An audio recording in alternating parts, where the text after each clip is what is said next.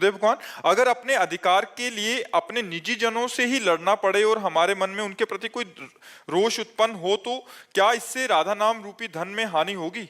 मेरा स्वभाव ऐसा है कि मैं किसी को कष्ट में नहीं देख सकता। नहीं मेरा नुकसान नहीं, जैसे कई जगह ऐसा होता है कि रोष करना होता है स्वाभाविक। जैसे गुरु को शिष्य पर दोष दर्शन करते हुए उसको निर्दोष बनाने के लिए कड़ा स्वरूप प्रकट करना पड़ता है।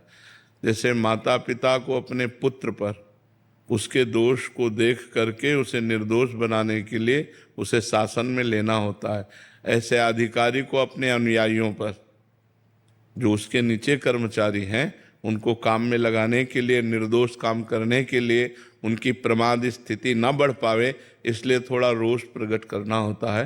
पर वो स्वांग माने अभिनय मात्र होना चाहिए, हृदय से क्रोधित नहीं होना चाहिए। थोड़ी देर के लिए अभिनय हुआ, अभिनय होना चाहिए, ना कि क्रोधित होना चाहिए। क्रोध का अभिनय और क्रोध में अंतर है। निजी जनों से महाराज जी, जैसे कोई जमीन संवाद हो गया या घर परिवार का, उसमें महाराज जी कैसे? हाँ, तो क्रोध का अभिनय करना होगा महाराज जी, लेकिन मैं उनका दिल भी नहीं दुखाना चाहता, मतलब मैं खोना नहीं चाहता उन लोगों की छोटी सी जमीन के लिए या फिर किसी और व्यक्ति के लिए। हाँ, तो छोड़ देना चाहिए, फिर उस विषय को ही छोड़ देना चाहिए कि आपको जो लेना है आप ले लीजिए और शांति से रहिए, आनंद से रहिए। पर कहीं कहीं ऐसा होता है कि अगर ज़्यादा छोड़ते चले जाओ तो आपको ज़्यादा परेशान कर सकते हैं। तो थोड़ा ऐसा भी स्वरूप दिखाना चाहिए कि मतलब मर्यादित जीवन चला जाए। ज़्यादा दया भी ठीक नहीं होती और ज़्यादा कठोरता भी नहीं ठीक होती, तो उचित कठोरता के साथ दया का प्रयोग करें तो अच्छा रहता है। जैसे आप छोड़ दिए, अब वो अगले पॉइंट पर आपको कृपालु नहीं मानेंगे कि आपने कृपा की, वो अगला कदम उठाएंगे। फिर छोड़ दिया तो फिर अगला कदम उठाएंगे। और जब पहले ही कदम पर कि न्यायपूर्वक आप अपनी संपत्ति को ले सकते हैं, जैसे पांडवों ने कहा यद्यपि एक छत्र राज्य मुझे मिलना चाहिए, क्योंकि शर्त थी 12 वर्ष का वनवास और 1 वर्ष का अज्ञातवास पूरा होने पर पूरा चक्रवर्ती सम्राट पद आपको दे दिया जाएगा, तो हमें पूरा राज्य मिलना चाहिए। लेकिन यदि आप नहीं देना चाहते हैं तो हम बिना युद्ध किए राजी हैं, आप आधा राज्य दे दीजिए। हस्तिनापुर का राज्य आप कीजिए और इंद्रप्रस्थ का राज्य हम करते हैं। उनका नहीं देंगे।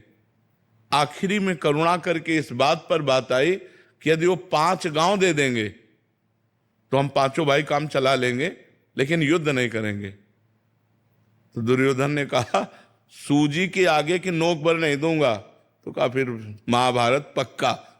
तो भगवान संधि कराने गए थे, लेकिन भगवान की भी बात नहीं मानी। तो जब ऐसी जहां मूर्खता हो वहां फिर ज्यादा दया नहीं दिखानी चाहिए। नहीं, आपका भी परिवार है तो फिर परेशानी आ जाएगी। एक मर्यादा तक है, खाओ पियो आनंद से रहो, परिवार के हो या निजी जन हो। इसके बाद मर्यादा से अगर अतिक्रमण, तो फिर ऐसा भी होना चाहिए कि अगर हम बहुत सीधे बन जाएंगे तो बहुत हानि होती है। एक बार एक गांव में सांप बहुत परेशान किए हुए था, कोबरा। नारद जी निकले तो लोगों ने प्रार्थना की। तो नारद जी तो सर्वज्ञ हैं, सब भाषाओं का ज्ञान है। उन्होंने सांप से कहा आज के बाद इस गांव के किसी भी व्यक्ति को काटोगे नहीं। आज्ञा मान ली नारद जी की। तो 2 दिन बाद लौट के आए तो सांप घायल पड़ा था। तो उनका अरे तुम्हारी ये दशा कैसे हुई? बोले आपने करवाई। बोले क्यों? बोले आपने कहा काटना नहीं, तो जो आया ईंटा मार के चला जाता है।